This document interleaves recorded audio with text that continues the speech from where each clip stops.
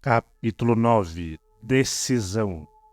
O domínio da procrastinação. O sétimo passo rumo à riqueza. A análise de mais de 25 mil homens e mulheres que viveram um fracasso revela que a falta de capacidade de decisão estava perto do topo da lista das 31 principais causas do fracasso. A procrastinação, o oposto da decisão, é um inimigo comum que praticamente todas as pessoas precisam dominar. Você vai ter uma oportunidade de testar sua capacidade de tomar decisões rápidas e definitivas quando terminar de ler este livro e começar a colocar os princípios em prática. Minha análise de várias centenas de pessoas que acumularam fortunas muito além da marca de $1 milhão revelou que todas elas tinham o hábito de tomar decisões prontamente e de mudar essas decisões de forma lenta. As pessoas que não conseguem acumular dinheiro, sem exceção, têm o hábito de tomar decisões muito lentamente. Quando tomam, e de mudar essas decisões de forma rápida e frequente. Uma das qualidades mais notáveis de Henry Ford era o hábito de tomar decisões rápidas e definitivas e mudá-las lentamente. Essa qualidade era tão pronunciada em Ford que deu a ele a fama de obstinado. Foi essa qualidade que incitou Ford a continuar produzindo o famoso modelo T, o carro mais feio do mundo, quando todos seus conselheiros e muitos compradores do carro pressionavam por modificações. Talvez Ford tenha demorado demais para fazer a mudança, mas o outro lado da história é que sua firmeza de decisão produziu uma enorme fortuna antes que a mudança de modelo se tornasse necessária. Alguns dizem que a firmeza de decisão de Ford foi só teimosia, mas até essa qualidade é preferível à lentidão para tomar decisões e à rapidez para mudá-las. Comentário: a coerência de Henry Ford ou sua firmeza de decisão estendeu-se também à cor do modelo T. Em 19 anos de produção, de 1908 a 1927, 15 milhões de unidades foram fabricadas apenas em preto. Pouco depois do lançamento do modelo, Napoleon Hill se encontrou com Ford para falar sobre os princípios do sucesso. De acordo com Hill, citado no livro A Lifetime of Hicks, The Biography of Napoleon Hill, de Michael Hitch, Henry Ford era frio, indiferente, nada entusiasmado e só falava quando não tinha opção, a menos que estivesse falando sobre seu carro. No começo, poucas pessoas, além de Carnegie, poderiam prever o sucesso que Ford teria, e que Hill atribuiu posteriormente ao autocontrole e ao esforço concentrado. No primeiro encontro entre ele e Hill em 1911, Ford estava interessado apenas em falar sobre o modelo T. Depois que Ford o levou para uma volta pela fábrica, Hill comprou um carro por $680. Fim do comentário. Tomando as próprias decisões. Em sua maioria, as pessoas que fracassam em acumular o dinheiro de que precisam são, em geral, facilmente influenciadas pelas opiniões dos outros. Permitem que fofocas, rumores, opiniões alheias e notícias de jornais formem seu pensamento. Opiniões são os bens mais baratos da Terra. Todo mundo tem uma coleção delas pronta para dar a quem quiser ouvi-las. Se você é muito influenciado pelas opiniões dos outros quando toma decisões, não terá sucesso em nenhuma empreitada, muito menos na transmutação de seu desejo em dinheiro.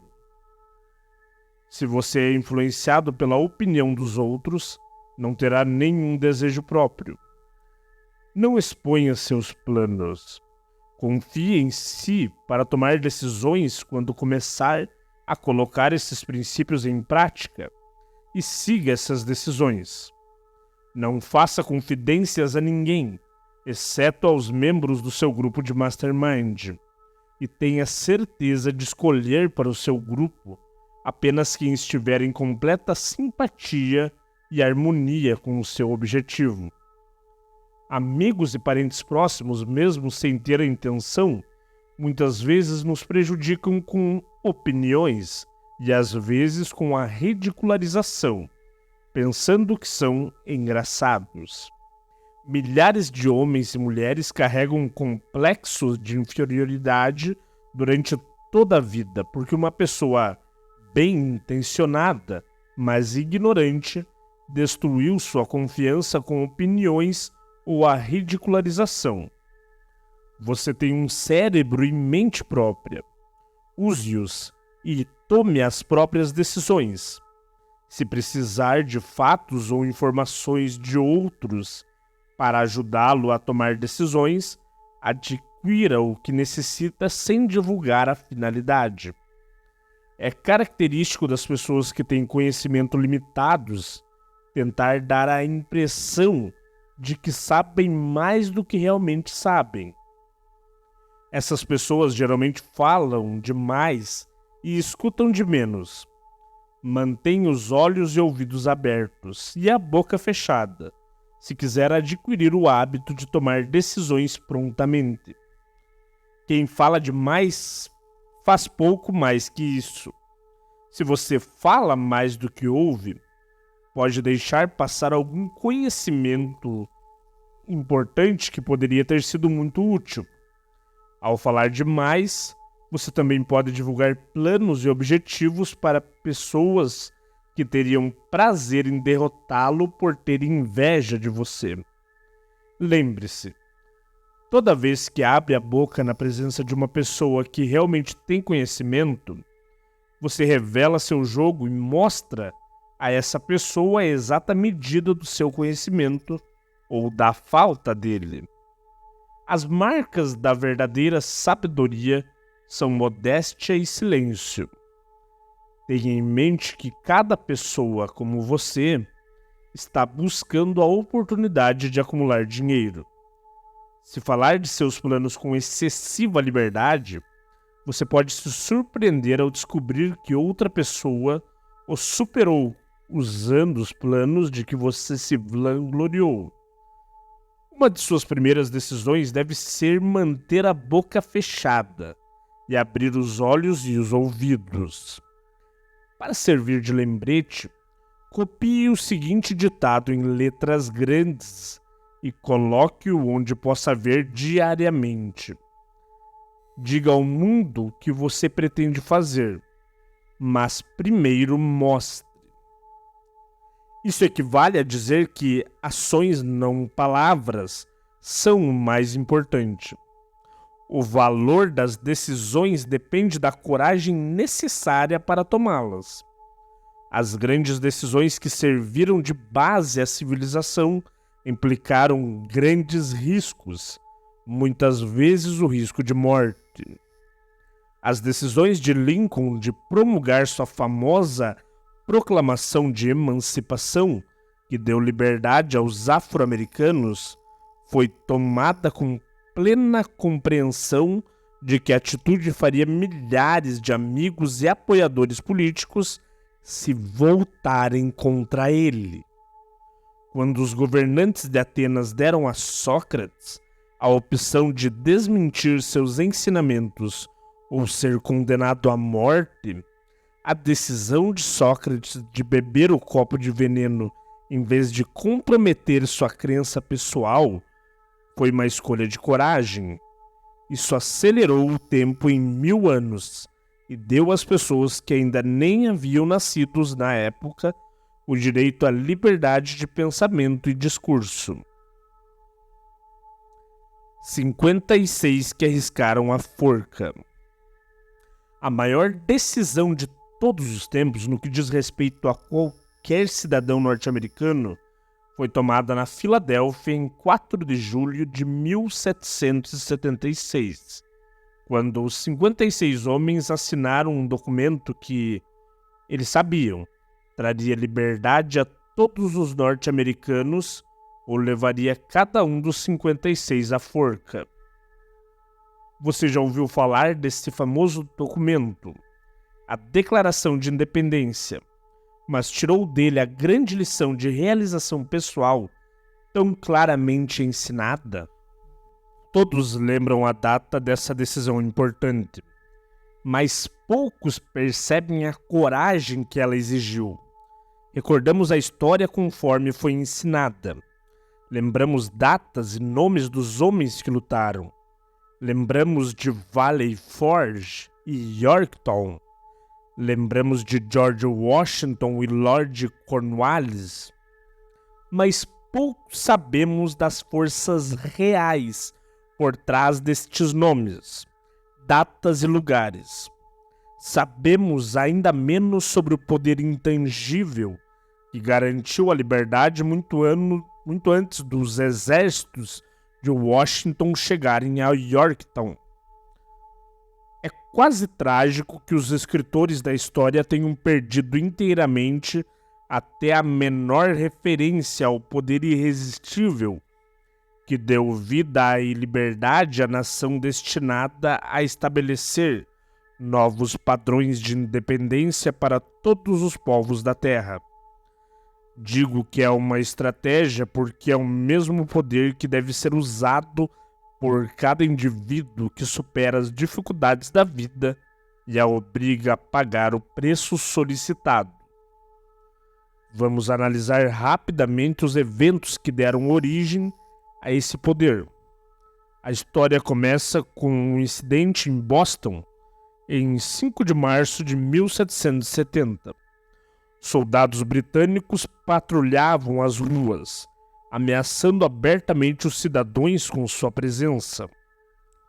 Os colonos se ressentiam dos homens armados marchando em seu meio. Começaram a expressar esse ressentimento abertamente, jogando pedras e gritando adjetivos para os soldados, até que o comandante deu a ordem: preparar baionetas, atacar. A batalha começou e resultou em muitos mortos e feridos. O incidente despertou tanto ressentimento que a Assembleia da Província, composta por colonos proeminentes, convocou uma reunião com a finalidade de tomar medidas definitivas. 2 membros dessa Assembleia eram John Hancock e Samuel Adams. Eles falaram com coragem e declararam que alguma coisa tinha que ser feita para expulsar todos os soldados britânicos de Boston. Lembre-se disso. Uma decisão tomada por 2 homens pode ser considerada o início da liberdade de que nós, nos Estados Unidos, agora desfrutamos. Lembre-se também de que a decisão desses 2 homens exigiu fé e coragem, porque era perigosa. Antes da suspensão da Assembleia, Samuel Adams foi escolhido para intimar Hutchinson, o governador da província, e exigir a retirada das tropas britânicas. O pedido foi atendido e as tropas foram removidas de Boston, mas o incidente não acabou aí. Aquilo havia provocado uma situação que mudaria todo o curso da civilização. Richard Henry Lee tornou-se um fator importante nessa história, porque ele e Samuel Adams trocavam cartas com frequência, compartilhando livremente seus medos e esperanças em relação ao bem-estar do povo de suas províncias. A partir dessa prática, Adams pensou que uma troca mútua de cartas entre as 13 colônias poderia ajudar a coordenar o esforço tão necessário para a solução de seus problemas. Em março de 1772, 2 anos após o confronto com os soldados em Boston, Adams apresentou essa ideia à Assembleia. Ele propôs a formação de um comitê de correspondência entre as colônias, como correspondentes definidos indicados em cada colônia, com a finalidade de cooperação amigável para a melhoria das colônias da América Britânica. foi o início da organização da força remota destinada a dar liberdade a você e a mim. Um grupo de Mastermind já havia sido organizado. Era formado por Aidans, Lee e Hancock. O comitê de correspondência foi organizado. Os cidadãos das colônias travavam uma guerra desorganizada contra os soldados britânicos por meio de incidentes semelhantes aos tumultos de Boston. Mas nada de benéfico havia resultado disso. Suas queixas individuais não haviam sido consolidadas sob um mastermind.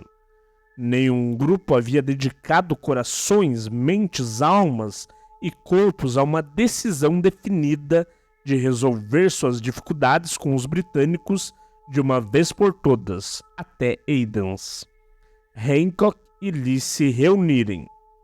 Enquanto isso, os britânicos não estavam parados. Eles também planejavam e se dedicavam a algum mastermind.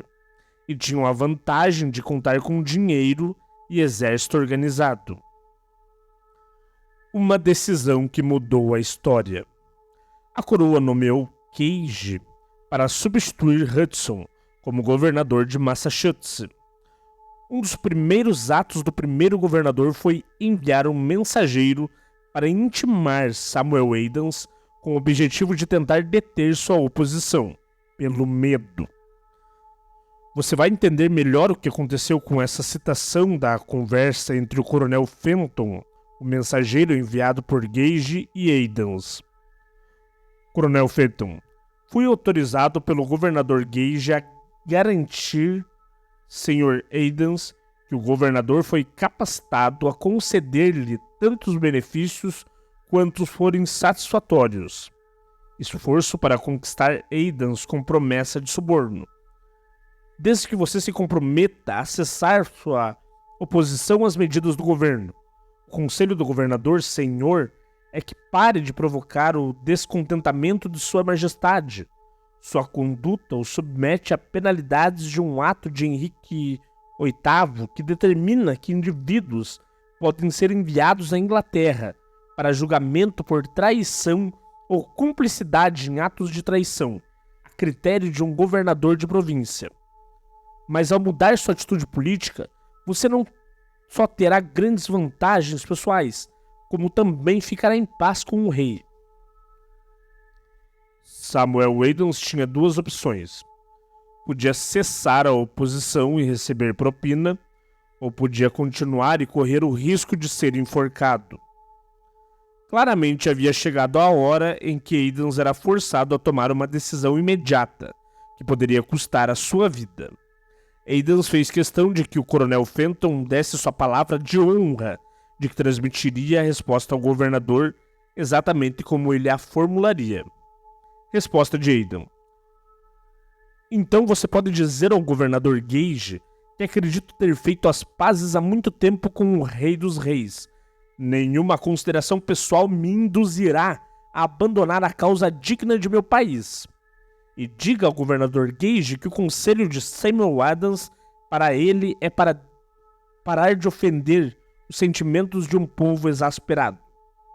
Quando o governador Gage recebeu a resposta cáustica de Adams, ficou furioso e emitiu a seguinte proclamação: pelo presente e em nome de Sua Majestade, ofereço e prometo seu perdão mais gracioso a todas as pessoas que imediatamente abandonem as armas e retornem aos seus deveres de súditos pacíficos, excluindo do benefício deste perdão apenas Samuel Adams e John Hancock, cujas ofensas são de natureza muito flagrante para admitir qualquer outra consideração senão a punição.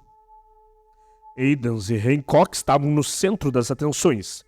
A ameaça do governador irado forçou os dois homens a tomar outra decisão, igualmente perigosa.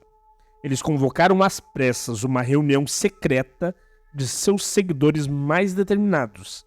Assim que todos se apresentaram, Adams trancou a porta, colocou a chave no bolso e informou aos presentes que era imperativa a organização de um congresso dos colonos, e que nenhum homem deveria sair daquela sala até que a decisão desse Congresso fosse tomada. Houve grande alvoroço. Alguns pesaram as possíveis consequências desse radicalismo. Alguns expressaram sérias dúvidas sobre a sensatez de uma decisão tão definitiva contra a coroa. Fechados naquela sala havia 2 homens imunes ao medo, cegos à possibilidade de fracasso: Hancock e Adams. Por influência dessas 2 mentes, os outros foram induzidos a concordar com arranjos a serem feitos por meio do Comitê de Correspondência para uma reunião do Primeiro Congresso Continental, a ser realizada na Filadélfia em 5 de setembro de 1774. Lembre-se desta data. É mais importante que o 4 de julho de 1776. Se não houvesse a decisão de realizar um Congresso Continental, não haveria assinatura da Declaração da Independência. Antes do primeiro encontro do novo Congresso, outro líder em uma região diferente do país estava profundamente envolvido na publicação de uma visão resumida dos direitos da América Britânica. Era Thomas Jefferson, da província da Virgínia, cujo relacionamento com Lord Dunmore, representante da coroa na Virgínia, era tão tenso quanto o de Hancock e Adams com seu governador. Pouco depois da publicação de seu famoso Resumo dos Direitos, Jefferson foi informado de que estava sujeito a processo por alta traição contra o governo de Sua Majestade. Inspirado pela ameaça, um dos colegas de Jefferson, Patrick Henry, emitiu corajosamente sua opinião, concluindo as observações com uma frase que deve ser um clássico eterno. Abre aspas. Se isso for traição, tire proveito máximo dela. Fecha aspas. Foram homens como esses que, sem poder, sem autoridade, sem força militar, sem dinheiro, dedicaram-se à solene consideração do destino das colônias, começando com a abertura do primeiro Congresso Continental e prosseguindo em intervalos durante 2 anos, até que em 7 de junho de 1776, Richard Henry Lee levantou-se, dirigiu-se ao presidente à assustada Assembleia e declarou, abre aspas, Senhores, proponho que essas colônias unidas são e devem ser por direitos estados livres e independentes, desobrigados de toda lealdade à coroa britânica, e que toda a conexão política entre eles e o Estado da Grã-Bretanha seja e deva ser totalmente dissolvida. Fecha aspas. A decisão mais grandiosa já escrita. O movimento surpreendente de Lee foi discutido fervorosamente, e por tanto tempo que ele começou a perder a paciência. Finalmente, após dias de discussão, ele tomou de novo a palavra e declarou em voz clara e firme: Senhor Presidente, discutimos esta questão há dias. É o único caminho a seguirmos. Por que então, Senhor, continuarmos adiando? Por que ainda deliberar? Deixe este feliz dia dar à luz a uma república americana. Deixe-a surgir, não para devastar e conquistar, mas para restabelecer o reinado da paz e da lei. Antes de sua moção ser finalmente votada, Lee foi chamado de volta à Virgínia por causa de uma grave doença na família. Mas antes de partir, ele colocou a causa nas mãos do amigo Thomas Jefferson, que prometeu lutar até que medidas favoráveis fossem tomadas. Pouco tempo depois, o presidente do Congresso, Hancock, nomeou Jefferson presidente de um comitê para a elaboração de uma declaração da independência. O comitê trabalhou duro e por muito tempo em um documento que significaria, quando fosse aceito pelo Congresso, que todo homem que o assinasse estaria assinando a própria sentença de morte, se as colônias perdessem a briga com a Grã-Bretanha, que certamente aconteceria a seguir. O documento foi elaborado e em 28 de junho o rascunho original foi lido diante do Congresso. Durante vários dias foi discutido, alterado e preparado. Em 4 de julho de 1776, Thomas Jefferson apresentou-se diante da Assembleia e, sem medo, leu a decisão mais importante jamais colocada em um papel. Abre aspas. Quando no curso dos acontecimentos humanos se torna necessário um povo dissolver laços políticos que o ligavam a outro e assumir entre os poderes da terra posição igual e separada a que lhe dão direito às leis da natureza e às do Deus da natureza, o respeito digno às opiniões dos homens exige que se declarem as causas que os levam a essa separação. Quando Jefferson terminou, o documento foi votado, aceito e assinado pelos 56 homens, cada um apostando a própria vida na decisão de escrever seu nome. A partir dessa decisão surgiu uma nação destinada a trazer para sempre à humanidade o privilégio de tomar decisões. Analise os eventos que levaram à Declaração da Independência e se convença de que essa nação, que hoje ocupa uma posição de respeito e poder entre todas as nações do mundo, nasceu de uma decisão criada por um mastermind, formado por 56 homens. Note que foi a decisão deles que garantiu o sucesso dos exércitos de Washington, porque o espírito dessa decisão estava no coração de cada soldado que lutou e serviu como uma força espiritual que não reconhece o fracasso.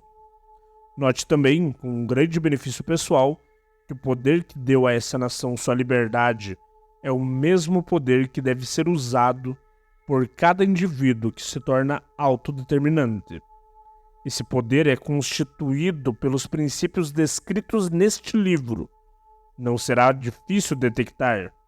Na história da Declaração da Independência, pelo menos 6 desses princípios: desejo, decisão, fé, perseverança, mastermind e planejamento organizado.